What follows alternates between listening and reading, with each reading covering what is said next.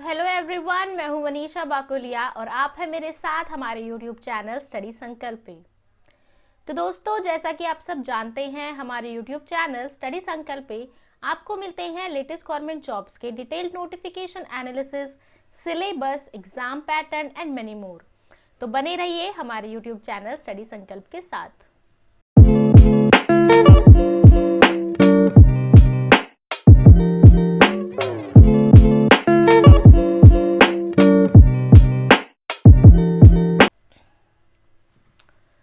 तो दोस्तों, I hope आप सब अच्छे होंगे, मस्त होंगे एंड आप लोगों की प्रिपरेशन काफ़ी अच्छी चल रही होगी। तो आज की जो वीडियो है वो एसएससी कांस्टेबल जीडी के ऊपर रहने वाली है। यहाँ पे हम बहुत सारी डिटेल्स कवर करने वाले हैं। उससे पहले मैं आप लोगों को कहूँगी, प्लीज़ वीडियो को लाइक कर देना, यूट्यूब चैनल को सब्सक्राइब कर देना और हमारे चैनल को सभी लोगों के साथ शेयर कर देना।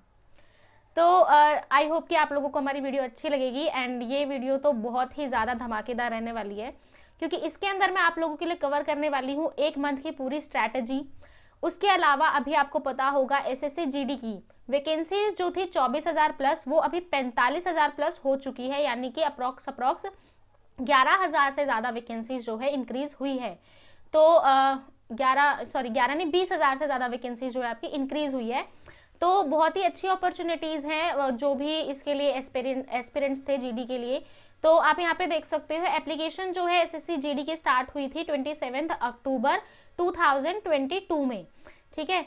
तो उसके बाद में जो इसकी लास्ट डेट थी अप्लाई करने की, दैट इज 30 नवंबर 2022, यानी कि अभी भी टाइम है कैंडिडेट्स के पास। अगर आप अप्लाई करना चाहते हो इसके लिए तो आप कर सकते हो। एंड काफ़ी कैंडिडेट्स लेट हो गए थे, क्योंकि इसके अंदर डोमिसाइल भी मांगा हुआ है। तो उनका डोमिसाइल नहीं बना था, या फिर काफ़ी कैंडिडेट्स जिनका डोमिसाइल बना हुआ था बट उन्हें रिन्यू करवाना था या एक्सपायर हो गया, फिर उन्हें नया डोमिसाइल बनाना था। दिल्ली के अंदर ऐसा होता है, ठीक है, कि आपका जो डोमिसाइल होता है वो 1 ईयर तक ही वैलिड होता है, तो आपको न्यू डोमिसाइल बनवाना पड़ता है। तो जिन कैंडिडेट्स का डोमिसाइल अब बन गया है वो 30 नवंबर से पहले अप्लाई कर दे। देन एग्जाम डेट की बात कर लेते हैं। तो आपको ये भी पता ही होगा, मैं अपनी पहली वीडियो में भी बता चुकी हूँ कि जनवरी 2023 जो है इसका एग्जाम डेट रहेगी, यानी कि जनवरी में आपका एग्जाम रहेगा। देन एलिजिबिलिटी आपकी क्या है, 10th पास, आपको मेट्रिकुलेशन पास होना चाहिए।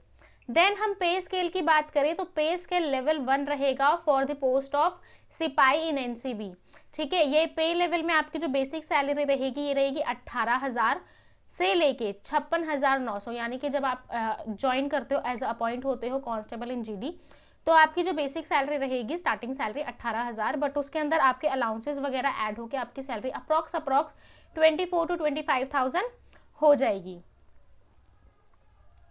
चलिए आगे बात करते हैं फॉर दी अदर पोस्ट। जितने भी एनसीबी को छोड़ के जितने भी पोस्ट है उसका लेवल पे आपका रहेगा लेवल 3, जिसमें आपकी बेसिक सैलरी 21,700 रहेगी और ये अप टू 69,100 तक रहेगी और आपको अलाउंसेस मिलेंगे वो भी, ठीक है। तो चलिए आगे बढ़ते हैं। आप देख सकते हो वैकेंसी डिटेल्स यहाँ पे इंक्रीज हो चुकी है। पहले मैंने आपको मैंने बताया था कि जीडी की वैकेंसी आ चुकी है, उस वीडियो में आपने देखा होगा 24,000 प्लस वैकेंसीज थी। यहाँ आप जब टोटल देखते हो तो 45,000 प्लस, यानी कि 45,284 टोटल वैकेंसीज हैं। तो ये चीज़ें आप देख सकते हो। तो सबसे पहले आप लोगों को एक चीज़ और बोलना चाहूँगी, काफ़ी कैंडिडेट्स को सिलेक्शन पोस्ट फेज 10 के लिए बहुत से डाउट्स थे, हमने उनके डाउट्स क्लियर करे हैं। अगर एसएससी जीडी के लिए भी आपको कोई डाउट रहता है तो you guys can message us on our WhatsApp number, that is 7678456740। इसके अलावा आप हमें इंस्टाग्राम के ऊपर मैसेज कर सकते हैं। इंस्टाग्राम का लिंक, टेलीग्राम का लिंक और व्हाट्सएप का लिंक आपको हमारे वीडियो के डिस्क्रिप्शन के अंदर मिल जाएगा, तो जल्दी से आप हमारे वीडियो के डिस्क्रिप्शन को चेक कीजिए। चलिए आगे बढ़ते हैं डिटेल्स की तरफ। तो वैकेंसी डिटेल्स आप यहाँ पे देख सकते हो इंक्रीज हो चुकी है, जो कि बीएसएफ में यहाँ पे आप देख सकते हो बीएसएफ की जो टोटल वैकेंसीज है for the SC candidates, that is 2,776, ST candidates की 1,812, ओबीसी की 3,917, ईडब्ल्यूएस की 1,758 एंड अनरिजर्व की 7,387। तो इस तरीके से बीएसएफ के अंदर जो मेल कैंडिडेट्स हैं उनकी 17,650 वैकेंसीज हैं। देन हम बात कर लेते हैं फीमेल की बीएसएफ के अंदर। तो एससी की 486, एसटी की 323, देन ओबीसी की 688 एंड ईडब्ल्यूएस की 313 एंड यूआर की 1305, ठीक है, 305। तो यहाँ पे टोटल वैकेंसी जो है फीमेल की दैट इज 3115। तो इस तरीके से आप देख सकते हो मेल एंड फीमेल की बीएसएफ के अंदर 20,765 वैकेंसीज हो गई हैं टोटल। देन आगे हम बात करें सीआईएसएफ में, तो सीआईएसएफ मेल कैंडिडेट्स की अगर हम बात करें तो यहाँ पे SC, ST, OBC, EWS and UR की मिला के टोटल 5,323 वैकेंसीज हैं। वहीं फीमेल की अगर हम बात करें तो आप यहाँ पे देख सकते हो 89 एससी की एंड एसटी की 49, ओबीसी की 127, ईडब्ल्यूएस की 60, यूआर की 266। इस तरीके से टोटल जो आपकी सीआईएसएफ के अंदर फीमेल कैंडिडेट्स की वैकेंसी है दैट इज 591। तो मेल एंड फीमेल की टोटल वैकेंसी सीआईएसएफ के अंदर हो जाती है 5,914। आगे बात कर लेते हैं सीआरपीएफ। सीआरपीएफ में 1700 for SC candidates of male, ST 678, then OBC 2472, EWS 1095, then unreserved category 4644। तो इस तरीके से मेल कैंडिडेट्स की सीआरपीएफ के अंदर टोटल वैकेंसीज 10,589 है। उसी तरीके से फीमेल कैंडिडेट्स की सीआरपीएफ के अंदर एससी कैटेगरी में 87, एसटी में 53, ओबीसी की 125, ईडब्ल्यूएस की 53, अनरिजर्व कैटेगरी की 262 एंड इस तरीके से आपकी total vacancies for female candidates in CRPF that is 580। तो आप देख सकते हो 10589 प्लस 580 इज इक्वल्स टू 11169, यानी 11,169 आपकी टोटल वैकेंसीज हो चुकी है सीआरपीएफ के अंदर for male and female both.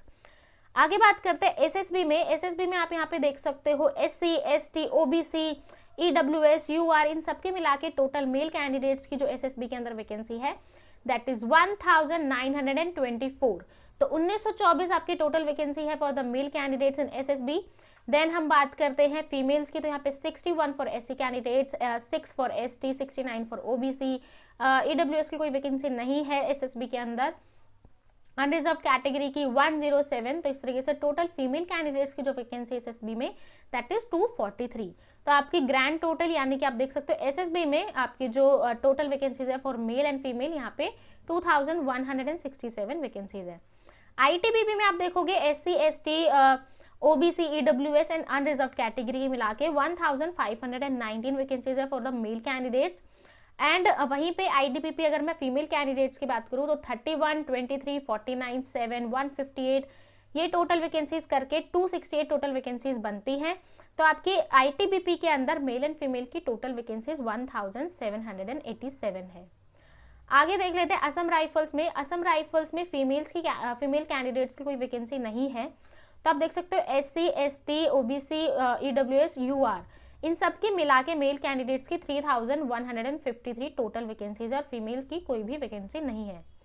Then SSF की बात कर ले तो यहाँ पे मेल कैंडिडेट्स की टोटल वैकेंसीज 116 है एंड फीमेल्स की 154। तो आप यहाँ पे देख सकते हो ये पार्ट 1 वैकेंसीज में आपकी 45,109 वैकेंसीज है। देन एनसीबी की अगर हम बात करें तो यहाँ पे एससी की 27, एसटी की 12, ओबीसी की 40, ईडब्ल्यूएस की 23, अनरिजर्व कैटेगरी की 73। तो इस तरीके से टोटल आपकी एनसीबी के अंदर 175 वैकेंसीज है। तो टोटल अगर मैं दोनों की बात करूँ पे लेवल 3 एंड पे लेवल 1 की, तो इन सबकी मिला के टोटल वैकेंसीज 45,284 यानी कि 45,284 है। तो मैं तो सजेस्ट करूंगी आप लोग प्लीज इसके लिए अप्लाई करो, ज्यादा कुछ नहीं मांगा हुआ है, आपको मेट्रिकुलेशन ही चाहिए, बेसिक रिक्वायरमेंट आपकी मेट्रिकुलेशन है और इतनी सारी वैकेंसीज है तो देर आर हाईली चांसेस कि आपका सिलेक्शन हो जाए।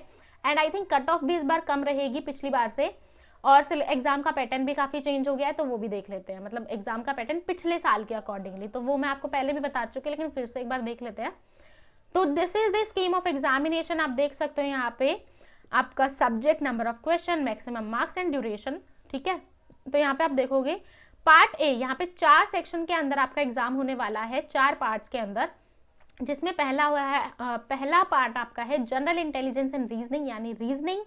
तो रीजनिंग के अंदर आपके 20 क्वेश्चंस रहने वाले हैं और हर एक क्वेश्चन 2 मार्क्स कैरी करेगा, तो टोटल मार्क्स आपके रीजनिंग के 40 मार्क्स बनते हैं। देन पार्ट बी की बात करते हैं तो यहाँ पे general knowledge and general awareness, GK and GA, ठीक है, जिसके अंदर आपकी GK, GS and current affairs आ जाते हैं, वहां पे आपके 20 क्वेश्चंस रहने वाले हैं। 20 question is equal to 40 marks for one question is carrying 2 marks each. Then आगे बात करते हैं part 3 that is elementary mathematics. Mathematics के आपके 20 क्वेश्चन है 40 मार्क्स के। देन इंग्लिश या फिर हिंदी, दोनों में से आपको कोई एक ऑप्ट करना है at the time of exam. उसके आपके 20 क्वेश्चंस होंगे। आप अगर इंग्लिश लेना चाहते हो, आपकी इंग्लिश अच्छी है तो आप इंग्लिश ऑप्ट करना, हिंदी अच्छी तो हिंदी ऑप्ट करना, क्योंकि आप ये मत सोचो कि मैं तो इंग्लिश में पेपर दूंगा, आती है आपकी हिंदी और देखा जाए तो हिंदी अच्छी है, तो जो आपका स्कोरिंग एरिया है इन दोनों में से आप वही ऑप्ट करना। तो इस तरीके से आप देख सकते हो 20 questions each subject and 40 marks. ठीक है, आपको 1 घंटे का टाइम दिया जाएगा और आपको टोटल क्वेश्चंस करने 80 क्वेश्चन इन 1 आवर। ठीक है, आगे बात कर लेते हैं पीईटी की, जो आपका फिजिकल एफिशिएंसी टेस्ट होगा, जो भी कैंडिडेट्स आफ्टर रिजल्ट, ठीक है, जब आपका सीबीटी हो जाता है, जो कट ऑफ क्लियर कर लेते हैं शॉर्ट लिस्टेड कैंडिडेट्स का, फिर यहाँ पे पीईटी होगा।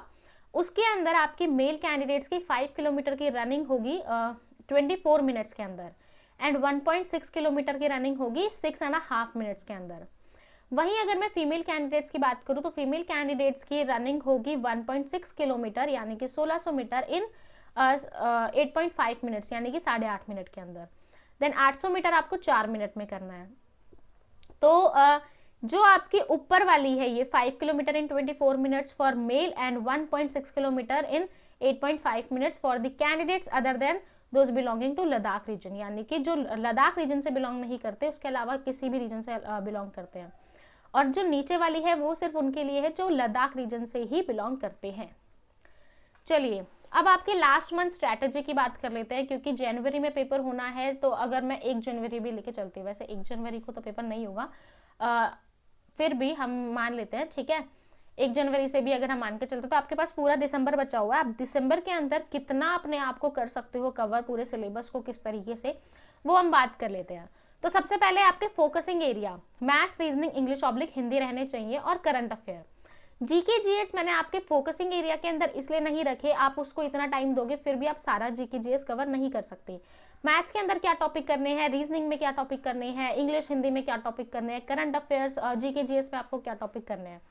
ठीक है, तो maths, reasoning, English oblique Hindi और करंट अफेयर आपको जो जुलाई से लेकर दिसंबर यानी 6 महीने का सेकेंड हाफ जो है 2022 का, आपको उसका करंट अफेयर पूरा करना है। ठीक है, तो करंट अफेयर के लिए मैं आपको प्रेफर कर लूंगी, आप कोई भी हाफ ईयरली बुक ले लो करंट अफेयर की, जो कि जुलाई टू दिसंबर की पूरे करंट अफेयर कवर कर रही हो, या फिर आप 2 पार्ट्स में भी ले सकते हो, क्योंकि दिसंबर तक ये बुक आएगी हाफ ईयरली। ठीक है, तो फिर पूरी बुक को पढ़ना पॉसिबल नहीं हो पाएगा।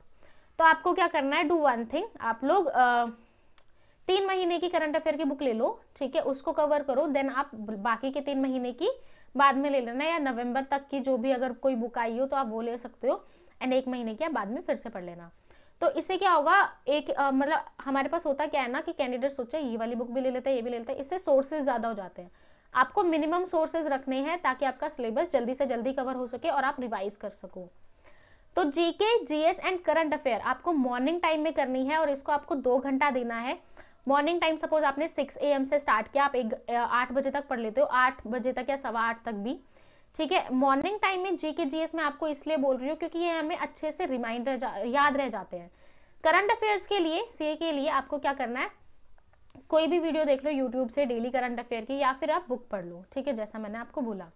देन इंग्लिश ऑब्लिक हिंदी, यानी कि इन दोनों में से कोई एक आपको क्या करना है, दिन के टाइम पे पढ़ना है।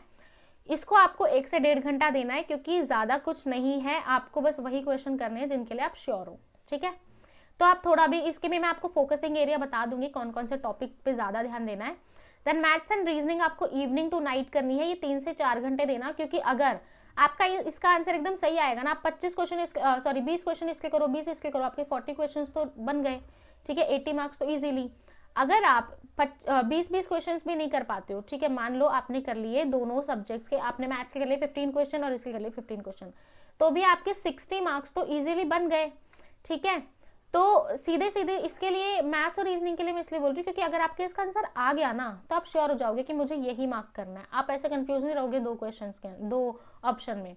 ठीक है, देन आपको PYQs करने हैं, प्रीवियस ईयर क्वेश्चन, ठीक है, वो करना और 2 वीकली टेस्ट देना। PYQ में क्या हो जाएगा, आपको पता लग जाएगा कि ये टॉपिक मुझे अच्छे से आ गया है और इसके ऊपर मुझे ध्यान देना है।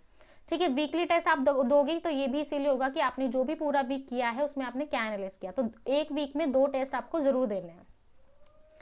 देन मैथ्स की बात कर लेते हैं। मैथ्स में आपके जो इंपॉर्टेंट टॉपिक्स रहने वाले हैं दैट इज परसेंटेज। परसेंटेज बहुत ही अच्छा इंपॉर्टेंट टॉपिक है क्योंकि इसमें आपके 1 से 2 क्वेश्चन, मतलब 2 से 3 क्वेश्चन आएंगे। Number series, data interpretation, quadratic equation, interest, profit and loss, speed, distance and time, time and work, data efficiency, ratio proportion, mixture, alligation, mensuration and geometry. ये टॉपिक्स आपको कंप्लीट करने हैं अपने। आप इसी के अकॉर्डिंगली अपना काम करो, इसके ऊपर क्वेश्चंस करो। पहले आपको देखना है ये टॉपिक आपको आता है कि नहीं। अगर टॉपिक आता है तो उससे रिलेटेड क्वेश्चन करना स्टार्ट करो। बेसिक से स्टार्ट करना, धीरे धीरे टफ लेवल पे जाना। देन अगर आपको टॉपिक नहीं आता तो पहले टॉपिक को सीखो, देन उससे रिलेटेड क्वेश्चंस करो। देन आप चाहो तो टॉपिक के रिलेटेड भी टेस्ट दे सकते हो और उसके अकॉर्डिंगली आपको पता लग जाएगा इस टॉपिक पे आपकी कितनी कमांड है। ठीक है, तो ये कुछ टॉपिक्स हैं इंपॉर्टेंट, आप इनको जरूर करना अगर आपको मैथ्स में अच्छा स्कोर करना है जीडी के अंदर। देन आप यहाँ पे देख सकते हो रीजनिंग की हम बात कर लेते हैं। रीजनिंग में आपको चाहिए classification, number and letter series, analogy, statement and conclusion, coding decoding, clock and calendar. Clock आप नहीं भी करोगे, कैलेंडर कर लोगे काफी है। ठीक है, क्लॉक का क्वेश्चन थोड़ा टफ हो जाएगा, वैसे इतना वो नहीं है बट ठीक है, फिर भी आप कर लोगे। मिरर एंड वाटर इमेज जो होती है, ब्लड रिलेशन एंड डायरेक्शन, तो ये सारे वैसे काफी इजी से टॉपिक है। कंक्लूजन वाला भी काफी, स्टेटमेंट एंड कंक्लूजन काफी इजी टॉपिक है। Number and letter series easy है, mirror and water image easy है, ब्लड रिलेशन इजी है, डायरेक्शन इजी है। ठीक है, वैसे मेरे हिसाब से तो सारे टॉपिक इजी हैं रीजनिंग में। ठीक है, और एक चीज और, मैथ्स, रीजनिंग, इंग्लिश, हिंदी, किसी भी सब्जेक्ट में कोई भी डाउट आता है किसी भी क्वेश्चन से रिगार्डिंग, यू गाइस कैन, आप लोग क्या करोगे, you guys can send it us on our WhatsApp, तो हम वहाँ पे आपको इसका सोल्यूशन भी देंगे। ठीक है, तो रीजनिंग के ऊपर आपको ये कुछ टॉपिक है, 7-8 टॉपिक आपको इनके ऊपर करना है। सेम वही, पहले टॉपिक सीखो, टॉपिक आता है तो उससे रिलेटेड क्वेश्चंस करो। ठीक है, इंग्लिश के कुछ इंपॉर्टेंट टॉपिक जैसे preposition, idiom and phrases, synonym and antonyms, synonym and antonyms, one word substitute, active passive voice, spot the error and fill in the blanks। ये टॉपिक आपको जरूर करने हैं। इसके अलावा मैं आपको बता दूं, सिनोनिम एंटोनिम्स के लिए क्या करो, संडे का द हिंदू, ठीक है, संडे का द हिंदू लेना, एडिटोरियल सेक्शन लेना, वहां से आपको कोई भी एक एडिटोरियल लेना है। ठीक है, उसकी कटिंग करके अपनी नोटबुक में ले लो, नहीं तो आप न्यूज़पेपर में ही कर लो। ठीक है, जो भी वर्ड्स आपको लगते हैं वोकैबुलरी के, उनको हाईलाइट करो। ठीक है, उसके साथ साथ उसके क्या क्या सिनोनिम्स है, क्या एंटोनिम्स है, ये आएंगे। ठीक है, तो ये बहुत इंपॉर्टेंट है क्योंकि आपके जितने भी सिनोनिम एंटोनिम्स आते हैं वो न्यूज़पेपर में से आते हैं। ठीक है, तो ये चीज़ें कर लेना, बहुत यूजफुल रहेगी। आगे बात करते हैं हिंदी में। हिंदी के महत्वपूर्ण विषय, ठीक है, हिंदी के लिए जो इंपॉर्टेंट टॉपिक्स है, शब्द युग्म, वाक्य शुद्धि, अनेकार्थ शब्द, क्रिया, उपसर्ग, प्रत्यय, ठीक है, मुहावरे, लोकोक्तियां, संधि और संधि विच्छेद, ये टॉपिक्स बहुत इंपॉर्टेंट है। और क्रिया में आपकी अकर्मक सकर्मक क्रियाएं जो होती है, ठीक है, बहुत इंपॉर्टेंट टॉपिक है, अच्छे से कर लेना। ठीक है, डिटेल में करना थोड़ा, ठीक है, और इनसे रिलेटेड क्वेश्चंस करना। जीके जीएस के लिए आपको स्पोर्ट्स से रिलेटेड जितने भी करंट अफेयर अभी पिछले रहे हैं, ठीक है, करंट अफेयर में कवर हो जाएगा आपका ये। ठीक है, स्पोर्ट्स से रिलेटेड जो भी न्यूज रही है आपको वो करनी है। हिस्ट्री में आप क्या कर सकते हो, एंशिएंट हिस्ट्री में इंडस वैली सिविलाइजेशन करना। उसके साथ साथ आप जो हमारा मॉडर्न इंडिया में स्टार्टिंग है, मुझे नाम याद नहीं आ रहा मतलब नाम मुझे याद है बट अभी मेरे जबान पे नहीं आ रहा, हाँ, आईएनसी, ठीक है, इंडियन नेशनल कांग्रेस, ये कर लेना पूरा टॉपिक। ठीक है, एंड उसके अलावा कल्चरल में आपके आ जाते हैं, डांस फॉर्म्स आ जाती है, एंड इंस्ट्रूमेंट्स आ जाते हैं, टेम्पल्स आ जाते हैं। ठीक है, ज्योग्राफी करनी है, इकोनॉमी करनी है, general polity, Indian constitution. Indian constitution काफ़ी इंपॉर्टेंट पार्ट है। बुक्स एंड राइटर्स, अभी लास्ट 6 मंथ के जितने भी बुक्स आई हैं, जितने भी उनके राइटर्स रहे हैं, वो थोड़ा लर्न कर लेना। फेमस पर्सनैलिटीज़ के बारे में पढ़ना है, एंड नेबर कंट्रीज़, ठीक है, इंडिया एंड उसकी नेबर कंट्रीज़ के बारे में कि वहाँ पे क्या चल रहा है। ठीक है, तो ये टॉपिक है आपके important topic for GK and GS. I hope कि आप लोगों को कोई डाउट नहीं रहेगा इसमें, एंड आप लोगों के लिए यूजफुल रहेगी ये वीडियो काफ़ी ज़्यादा। फिर भी कोई डाउट रहे तो you guys can message us on our WhatsApp number that is 7678456740। इसके साथ साथ आप हमें इंस्टाग्राम के ऊपर मैसेज कर सकते हैं, वहाँ पे मैं खुद आपको पर्सनली अपना रिप्लाई दूंगी, आपको रिवर्ट दूंगी। उसके अलावा मेरी टीम भी आप लोगों को रिवर्ट दे देगी व्हाट्सएप के ऊपर। ऐसे होता क्या, आप लोग मुझे कॉल कर देते हो व्हाट्सएप पे एंड उस टाइम पे हम लोग मतलब व्हाट्सएप पे नहीं, हमारे नंबर के ऊपर कॉल कर देते हो एंड मेरी टीम कॉल उठाती है या फिर मैं नहीं बात कर पाती उस टाइम पे, तो व्हाट्सएप कर दो, मैसेज कर दो, ठीक है, और पॉसिबल होगा तो मैं कॉल कर लूँगी। काफ़ी कैंडिडेट से बात करी है, उनकी प्रॉब्लम भी सॉल्व करी है, ठीक है। तो ये सारी चीज़ें कर लेना, ठीक है। आई होप ये पूरी की पूरी जो भी स्लाइड्स है आप लोगों के लिए यूज़फुल रहे। फिर भी कोई डाउट हो तो आपको पता है आपको क्या करना है, ठीक है। तो thank you so much guys, please do like share and subscribe our YouTube channel and thank you so much, bye bye, take care.